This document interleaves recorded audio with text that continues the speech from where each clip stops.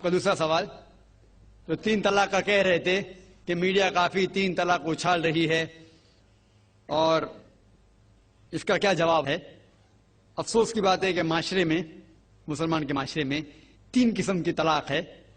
مسلمان کے معاشرے میں، سوسائٹی میں، ایک طلاق بدعت، طلاق طلاق طلاق ایک ساتھ میں ہو جاتی ہے۔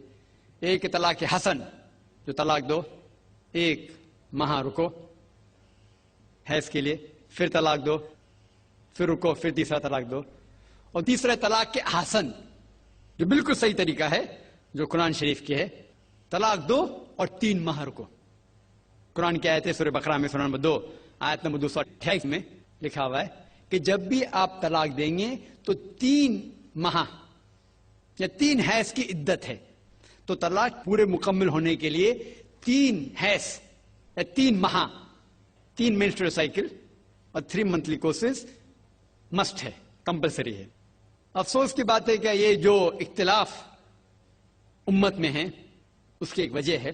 ایک صحیح حدیث ابن عباس رضی اللہ عنہ وہ فرماتے ہیں کہ محمد صلی اللہ علیہ وسلم کے دور میں 3 طلاق ایک ہی مانی جاتی تھی۔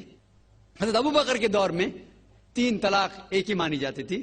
حضرت عمر کے پہلے 2 سال کے دور میں 3 طلاق ایک ہی مانی جاتی تھی، لیکن اس کے بعد حضرت عمر رضی اللہ عنہ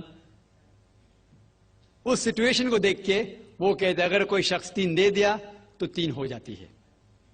اس حدیث کی وجہ سے جو اختلاف امت میں ہے، اور کئی علماء میں اختلاف ہے، لیکن علماء میں اختلاف ہے، رہیں گا ایک منچ پہ آئیں گے کہ اللہ عالم، لیکن اگر آپ قرآن کی روشنی میں پڑھتے ہیں، قرآن میں طلاق کا ذکر کیا گیا ہے سورہ بقرہ میں، سورہ نمبر 2 آیت نمبر 228 سے لے کے 240 تک، اور سورہ طلاق میں سورہ نمبر 65 آیت نمبر 1 سے 7۔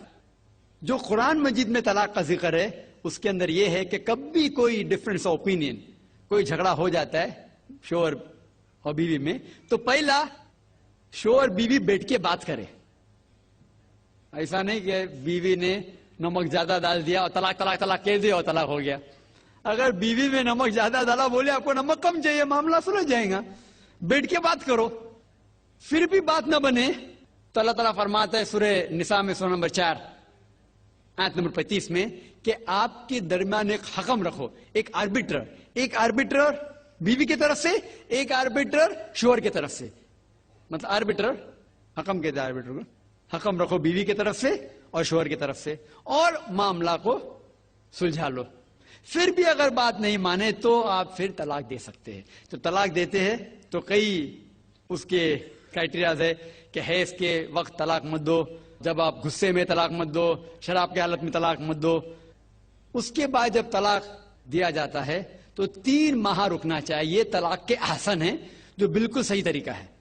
طلاق دو اور 3 ماہ رکو، اور 3 ماہ کے اندر اگر آپ رجوع کرنا چاہتے ہیں اپنے بیوی سے تو رجوع ہو سکتے، الحمدللہ۔ اگر 3 ماہ تک آپ سمجھتے نہیں مجھے میرے بیوی سے الگ ہونا ہی چاہیے، تو 3 ماہ کے بعد، عدت گزرنے کے بعد، آپ دونوں میاں بیوی نہیں رہتے، آپ الگ ہو جاتے۔ لیکن اس کے بعد اکثر مسلمان بھی نہیں جانتے یہ قرآن کی آیت کیا ہے۔ قرآن شریف میں لکھا ہوا ہے سورہ بقرہ میں، سورہ نمبر 2 آیت نمبر 232 میں کہ اگر وہ شخص اپنی پرانی بیوی سے پھر سے شادی کرنا چاہتا ہے تو مت روکیے۔ تو اگر طلاق ہو چکا ہے صحیح طریقے سے، طلاق کے احسن کے طریقے سے، اور 3 ماہ ہو گئے، عدت گزر گئے، 6 مہینے بعد اگر لگا بھائی جو میں نے کیا غلط کیا، میں پھر سے شادی کرنا چاہتا ہوں، تو وہ آدمی اپنی پرانی بیوی سے پھر سے نکاح کر سکتا ہے، لیکن نیا نکاح نیا مہر، نیا نکاح نیا مہر، جو کئی مسلمان نہیں جانتے۔ افسوس کی بات ہے کہ ہم مسلمان قرآن کو ترجمے کے ساتھ پڑھے ہی نہیں، صحیح حدیث کو ترجمے کے ساتھ پڑھے ہی نہیں۔ اگر ہم قرآن شریف کو صحیح طریقے سے پڑھیں گے اور صحیح حدیث پہ عمل کریں گے تو یہ جو غلط فہمیاں ہیں دور ہوئیں گی، اور پھر سے اگر شادی ہوئی پھر سے آپ ساتھ میں رہ سکتے، پھر سے پرابلم ہوا تو پھر طلاق دو، پھر 3 ماہ رکو، پھر سے الگ ہو جاؤ، پھر سے آپ چاہتے پھر سے شادی کر سکتے۔ 3 بار جائز ہے، تیسری بار آخری بار ہے، اس کے بعد آپ پھر سے شادی نہیں کر سکتے جب تک وہ دوسری کسی سے شادی نہیں کرے۔ لیکن میں نے اپنی زندگی میں ایک بھی شخص میرے زندگی میں نہیں آیا جو طلاق کے حسن کیا، صحیح طریقے سے طلاق دیا، علیحدہ ہو گئے، پھر نکاح ہو گیا، پھر علیحدہ ہو گیا، پھر نکاح ہوا، پھر علیحدہ ہوا۔ میں نے کوئی بھی شخص میرے زندگی میں پورے دنیا میں ایسا شخص کے بارے میں سنا ہی نہیں جو صحیح طریقے سے کیا اور بچھڑ گیا، پھر سے شادی کی، پھر سے بچھڑ گیا، پھر سے نکاح کے، پھر بچھڑ گیا، پھر شادی کرنا چاہتا ہے۔ اگر آپ صحیح طریقے سے قرآن کے اوپر عمل کریں گے تو یہ نوبت آئیں گی نہیں۔ اور کچھ لوگ جو اسلام کو مذاق بنائیں اور کیا کہتے کہ اچھا اگر ایک ساتھ میں دے دیے، 3 طلاق دے دیے، ہو گئی، ابھی کیا حلالہ کرو۔ قرآن کہتا ہے 3 طلاق ایک ساتھ میں بھی دیں گے تو ایک ہی ہوتی ہے۔ محمد صلی اللہ علیہ وسلم کے وقت میں 3 بھی ایک ساتھ میں دینا ایک ہی ہوتا تھا۔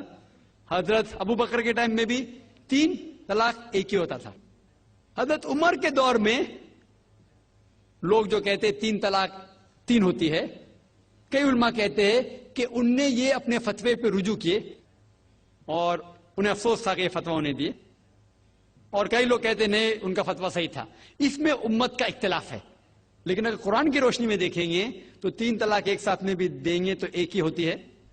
حضرت عمر کے دور میں رضی اللہ عنہ انہوں نے کہا تھا کہ ہم اسے کہہ نہیں سکتے کیا وہ غلط ہے، لیکن علماء یہ کہتے ہیں، مثال تو ابن تیمیہ، شیخ ابن تیمیہ، وہ کہتے ہیں کہ یہ حضرت عمر میں اللہ بھی پلیز رضی اللہ عنہ، وہ محمد صلی اللہ علیہ وسلم نے جو کہا اس کے اوپر نہیں ہے، اسی لیے ہمیں بات ماننا چاہیے قرآن اور اللہ کے رسول کی۔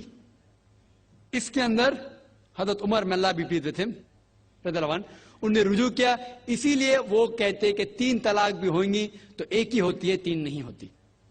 اس میں امت کا اختلاف اس لیے ہے کہ ہم نے قرآن پڑھے ہی نہیں۔ ہم اگر قرآن پڑھیں گے صحیح طریقے سے اور جانے، کئی لوگ یہ سمجھتے ہیں کہ طلاق کے لیے 3 بار بولنا ضروری ہے، اگر 3 بار نہیں کہیں گے طلاق ہوتی ہی نہیں۔ وہ ان کی نادانی ہے، وہ ان کی جہالت ہے۔ تو ہمیں کیا کرنا چاہیے؟ یہ میڈیا اچھال رہی ہے، ہم مسلمانوں کو یہ طلاق کا طریقہ جو صحیح طریقہ ہے طلاق کے حسن، اس کو عام کرنا چاہیے، اور یہ کہنا چاہیے کس بنیاد پہ طلاق دی جا سکتی ہے، کب دی جا سکتی ہے، کیسے موقع پہ دی جا سکتی ہے، دینا چاہیے کہ نہیں۔